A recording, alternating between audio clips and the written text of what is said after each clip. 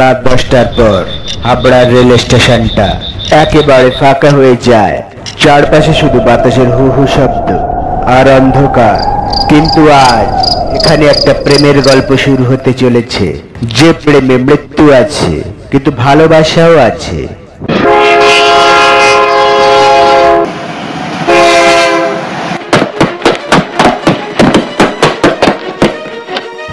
রাহুল ক্লান্ত হয়ে, হায় রে, আবার ট্রেন মিস করলাম, এখন 1 ঘন্টা বসে থাকতে হবে। হঠাৎ পেছন থেকে মেইলি গলা, অচেনা মেয়ে। তুমি একা বসে আছো? কে কে তুমি? চাঁদের আলোয় মেয়ে সামনে আসে, সাদা শাড়ি, লম্বা চুল, ভয়ঙ্কর সুন্দর মুখ। ভয় পেও না, আমি প্রতি রাতেই এখানে থাকি, চাইলে আমার সাথে বসে গল্প করতে পারো। রাহুল কিছুটা অবাক কিন্তু কৌতূহলী। তুমি এখানে থাকো এত রাতে? আমি একা, আমার কারোর সাথে কথা বলার নেই। আজ তুমি আছো, ভাল লাগছে। তাদের কথোপকথন চলতে থাকে। রাত গভীর হয়।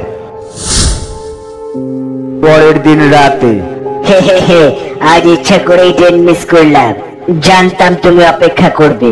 মেয়ে খুশি হয়ে, তুমি এসেছো, আমি ভেবেছিলাম তুমি হয়তো আর আসবে না। দুজনে বসে গল্প করছে। মেয়েটির মুখে দুঃখের ছাপ। রাহুল বলল, তুমি সবসময় এত রাতে এখানে কেন থাকো? তোমার বাড়ি কোথায়? আমার আর কোনো বাড়ি নেই, আমি এখানে বেঁধে আছি। বেঁধে আছো মানে? মেয়েটি কিছু বলে না, শুধু হেসে দেয়, ভয়ঙ্কর মিষ্টি হাসি। পরের দিন স্টেশনের কেয়ারটেকারের সাথে রাহুলের দেখা। কেয়ারটেকার কড়া গলায় বলল, শোনো বাবু, আমি তোমাকে ওই মেয়ের সাথে দেখেছি কথা বলতে। সাবধান, সে মানুষ না। মানে তুমি কি বলছো? 5 বছর আগে ট্রেনের নিচে কাটা পড়ে মরেছিল মেয়েটা।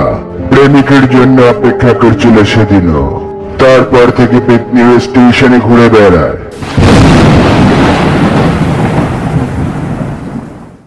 না না, সে আমাকে ভালোবাসে, আমি সেটা তার চোখে দেখেছি। তারপর রাহুল স্টেশনে যায়। চারপাশে অদ্ভুত নিস্তব্ধতা। রাহুল ডাকছে, তুমি আছো? আমি এসেছি। মেয়েটি ধীরে ধীরে এসে দাঁড়ায়।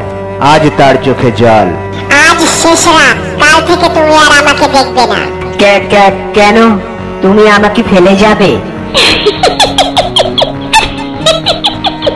যদি আমি তোমাকে সত্যিই ভালোবাসি, তবে তোমাকে এই দুনিয়ায় টেনে নিতে পারি না। তুমি বেঁচে থাকো, আমাকে ভুলে যাও। হুইসেল বেজে ট্রেন ঢুকে পড়ে স্টেশনে। মেয়েটি ধীরে ধীরে ট্র্যাকের দিকে হাঁটে। এক মুহূর্তে মিলিয়ে যায়।